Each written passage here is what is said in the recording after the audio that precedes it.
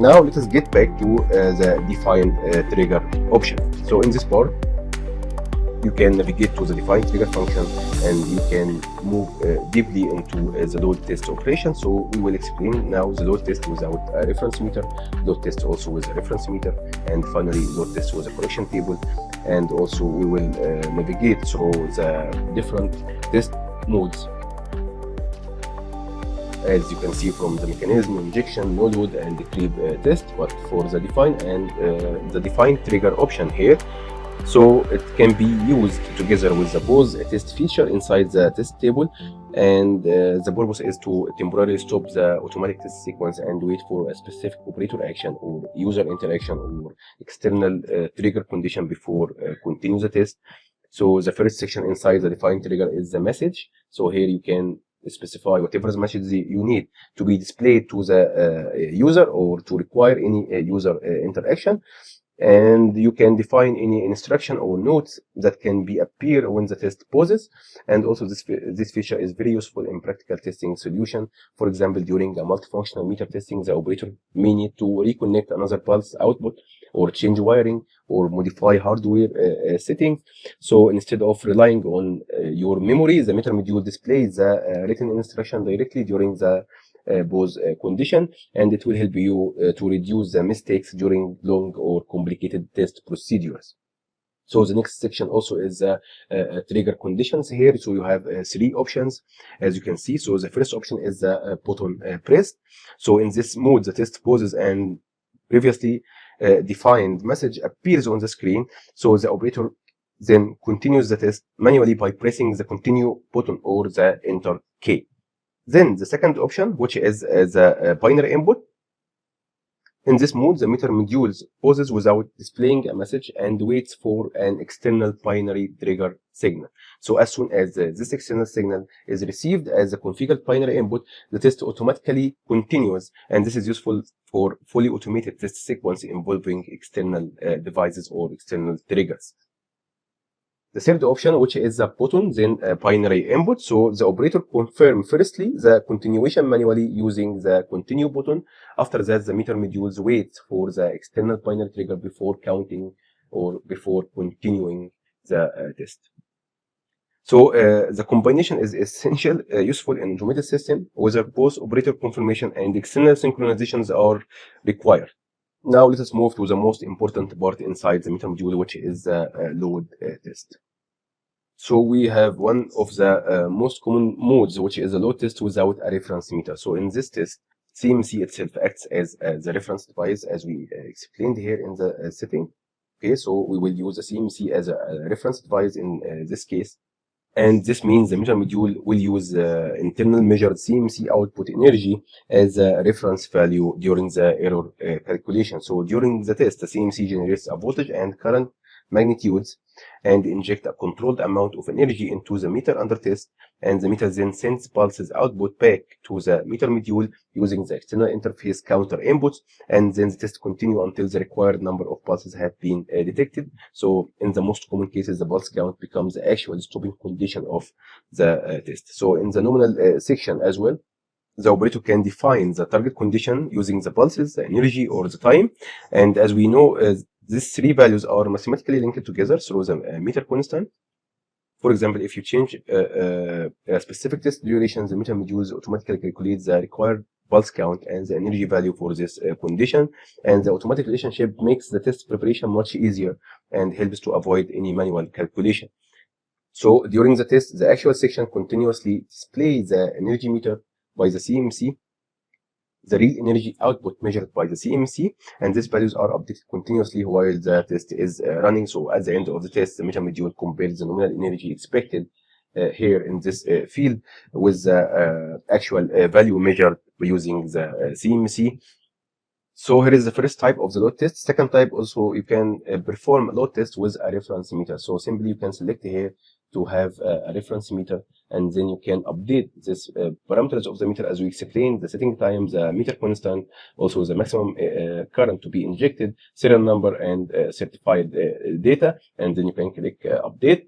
So now you will use another or a high accurate meter as a reference meter for your measurements.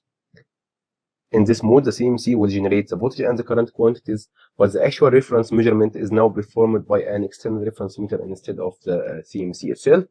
And it's normally used when a higher measurement accuracy is required. So the final test accuracy now will depend mainly on the accuracy of the external reference meter.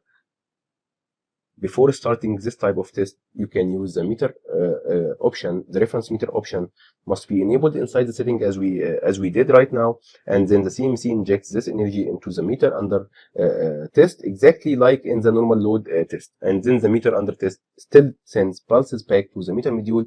At the same time, the external reference meter measures the actual energy delivered by the CMC. So the nominal section will define the expected energy and pulses and the time measurement. However, now the actual values comes from the external reference meter measurement instead of the internal CMC measurement. And also there is one important detail here, is that the reference measurement doesn't start immediately. The measurement starts as the first pulse received from the reference meter after the test object measurement begins. Similarly, after the meter under test finishes its pulse count, the meter module still wait until the next pulse from the reference meter before stopping the test. So this improves synchronization accuracy between the test object and the reference meter. At the end of the test, the meter module compares the energy measured by the meter under test against the energy measured by the reference meter, and the difference between these two values becomes the final meter error. So if you open the help button, also you can navigate to the test tabs, then you can navigate to the test modes. You can see the diagram of how to test without a reference meter, as you can see from here. And here is a test without reference meter, and for a number of pulses equal to 4. And here is how to calculate the meter error. So here is the error in percentage equal to energy of the test object minus the energy of the CMC all over energy of the CMC multiplied by 100. So this is the first type of the load test, which means without a reference meter. And also you can compare with the second type, which is using the reference meter. So now the error in percentage will be the energy of the test object minus the energy of the reference meter divided by the energy of the reference meter. So here is the main difference. And also you can see now how the test starts after the startup time, and how it ends depends on the reference meter pulses. Also you can see the diagram of connection for both of them. So here is the first connection example, how to use a reference meter, or how to do the load test using the reference meter. And here is the test object, which is the energy meter under test. And here is the connection of the reference meter. Here is the current connection, as you can see, in series between the test object and the reference meter, and also the voltage connection in parallel between the CMC and test object and the reference meter. And also how to get the feedback based on the if you are using scanning head to be connected to the external interface of the CMC in the rear view, or if you are connecting the energy meter binary output to the input of the CMC input number 1, and so on. Also you can see the other type of connecting the meter to the CMC itself. So here there is no any reference energy meters, only the test object, which is under test, and the CMC itself. And you have different possibility to get the feedback using a scanning head or using the binary output of the energy meter directly. So this help buttons also can help you to understand the concept behind different test modes. So let us return back to the test object again to change the meter type to be watt-hour, as we explained before, just to give you a quick overview about how the test would be run. And now we are defining, we defined already the values are, we defined the warm-up time, the start-up time, the ambient temperature, the relative humidity, and now we are working only with the watt-hour exported. So now I added only one test point, as you can see. So if you need to update, you can double-click and you can change the value, for example, to be equal magnitudes, just to avoid this variant, and this you can click update. So now this is the energy, and this is the number of pulses required, and here is the time expected to be 18.895 seconds. And now you can change also the number of runs. So number of runs now is 0, so it will be skipped, it will not be executed. So at least you can give it one run, at least you can update. Also you can add another point with 2 test runs, just to give you example about the result. Then you can click start. Now it's counting the warm-up time, which is 10 seconds in the setting tab.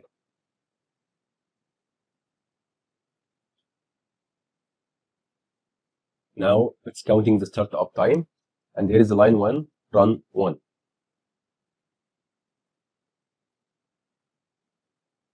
can see now the actual measurement based which is continuously displaying during the test.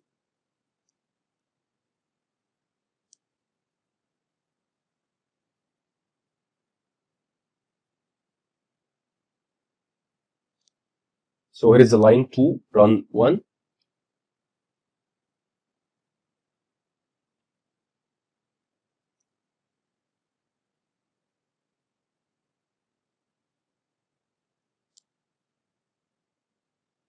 It takes some time because now the expected time is 18.895 seconds.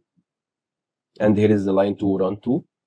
So this test line will be executed twice based on the number of test runs I defined already.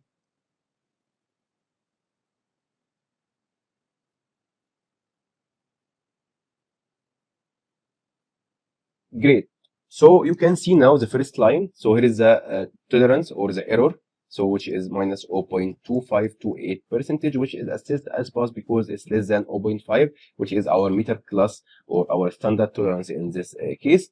However, in the second test line, because I selected the number of test runs to be 2 instead of 1, so now it gives you better accuracy. Also, as average deviation error in based on the 2 test runs in the same test line. So here is a difference between first or single test run and double test run for the same load test. Okay, now this is clear again, and let us get back for the second type, which is the mechanism test. So as we explained, the counting mechanism test is used to verify the complete counting behavior of the energy meter. Unlike the normal load test, it's mainly focused on the pulse accuracy. This test checks the total meter error or the meter behavior, including both the measurement section and the counting register itself. So the main purpose here is to determine the total meter error. So the total error includes 2 parts. First part is the measurement unit error, and second part is the counting mechanism error. So this is especially important for meters where the displayed energy reading itself must be verified carefully. For example, during the calibration testing. So before the test starts, the operator manually enters the current meter reading into the counting mechanism test dialog box, and this reading is normally the energy value currently displayed on the meter. After entering the initial value, the CMC injects a known amount of energy into the meter. This injected energy is defined inside the test tab, and we can see from here you can define the energy from the nominal tab here.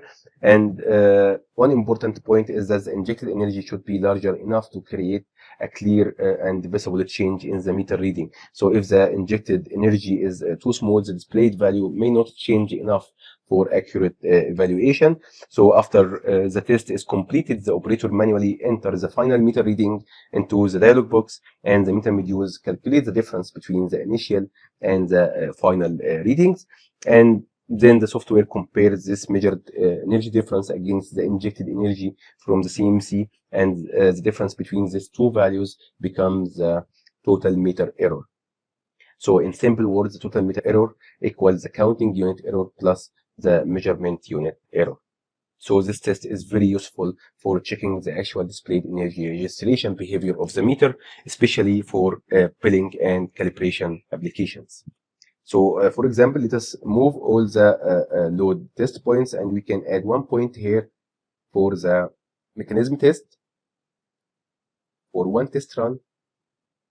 And now you can see here the mechanism test line. So I'm expecting to have 1 watt-hour energy, which is the difference between the initial value and the end value. Now it's counting the warm-up time, which means voltage outputs now are outputted without a current, just to stabilize and to provide a meter with a normal operating status. And here is the beginning, for example, of the watt-hour meter. Like, for example, now I'm starting with 1 watt-hour. Here is the beginning of the test reading. Then I will click continue. So the 1 hour energy to be injected, it will require a time equal to 20.785 seconds. Then it will give you at the end of the test, will give you a pop-up message to enter the end value. Then it will measure the difference. So here is the end of test reading. So if I'm injecting 1 watt hour in 20.7 seconds, so the end value will be around 2, for example, 2.1 like this, or 2.01. Then I will click continue. So you can see now from the report view, if you expand the report view, so here is the nominal value to be 1 watt hour, and the actual value is 1.01, which is 1%. So 1% is failed based on the tolerance expected. Okay, so it should be 1 watt hour, or the tolerance should be less than 0.5. So this was the second type of the test mode. The third one is the injection test. As we explained, it's used when we want to inject a known amount of energy into the meter for a defined period of time without automatic evaluation.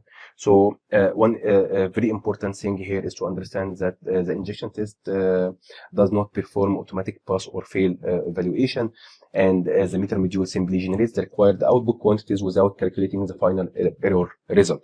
So the injection test also does not generate automatic assessment result inside the report. And during this test, the CMC injects a predefined load profiles into the meter, and the load profiles include the configured voltage, current, frequency, and power factor conditions. And then the energy is injected for a specified period of time defined by the operator, as you can see from here.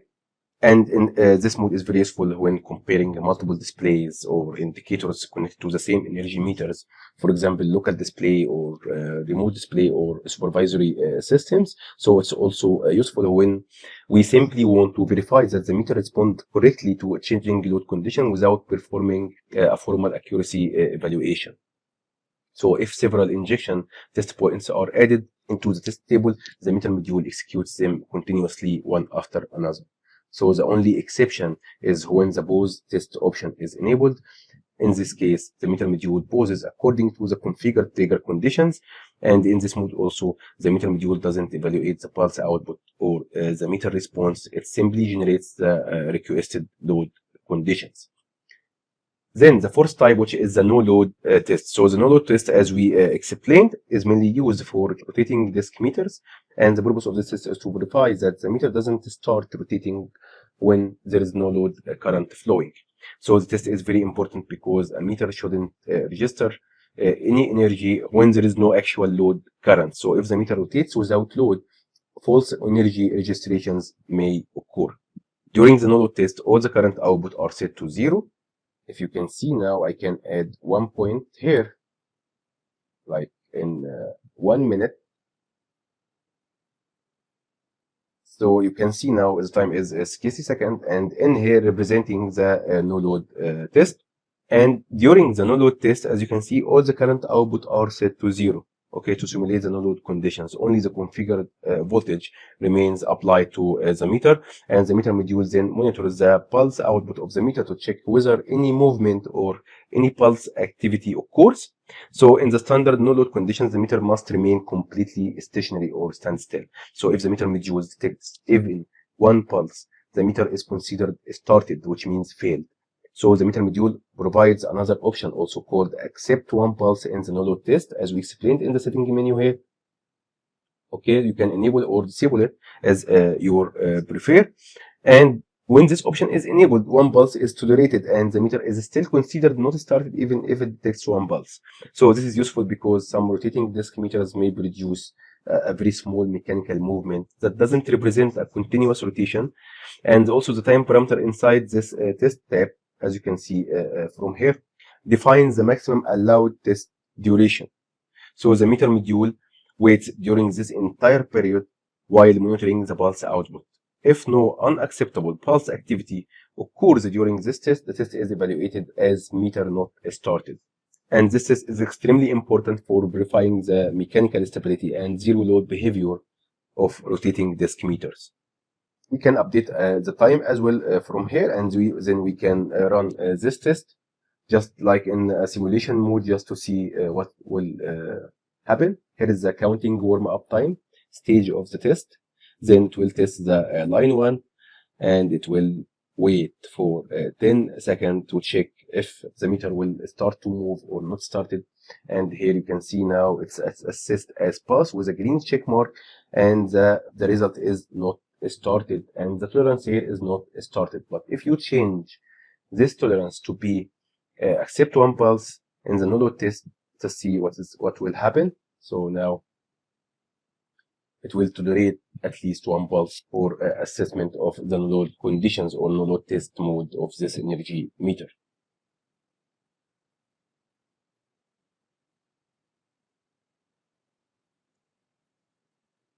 Okay, so now it's not started again. You can see also the report view from here if you would like to see the evaluation and the result and the timestamp as well to check the generated test report in this test mode.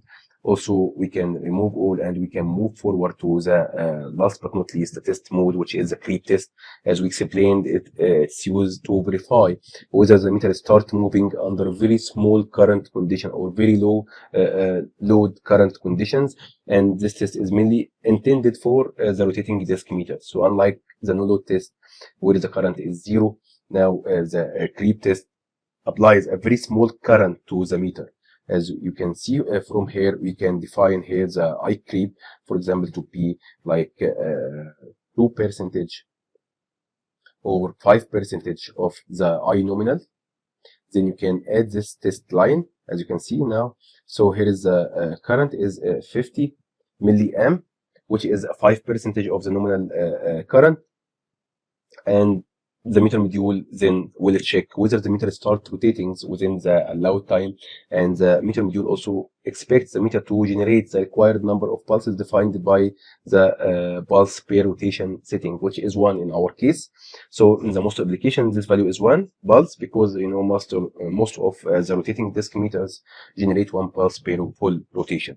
And the meter module also provides another option called require 1 additional pulse in the creep test, as we explained in the setting tab here. You can enable this option as well. And also, when this option is enabled, the meter must generate 1 extra pulse before the software considers the meter started. So this helps avoid false startup detection caused by a small mechanical vibration or small mechanical movement. So the creep current, as we explained, which is 5% here, is entered as a percentage of the nominal current. And the operator may configure a creep current equal to a small percentage of the rated meter current. Then the meter module will automatically calculate the expected test duration based on the selected creep current and the meter constant. And also the required energy value is also adjusted automatically. So if no valid startup occurs within the allowed duration, the test is terminated and evaluated as meter not started. So the maximum creep time setting allows the operator to extend the allowed test duration, as we explained in the test object view, and this value is entered as a percentage of the nominal expected time for sure. For example, if you specify it as 125%, as we explained before, the software allows the test to continue for 125% of the normal expected rotation time, which is 6 minutes and 18 seconds in this case. And the creep test is extremely important for checking the startup sensitivity and the low load behavior of the rotating disk. Thank you.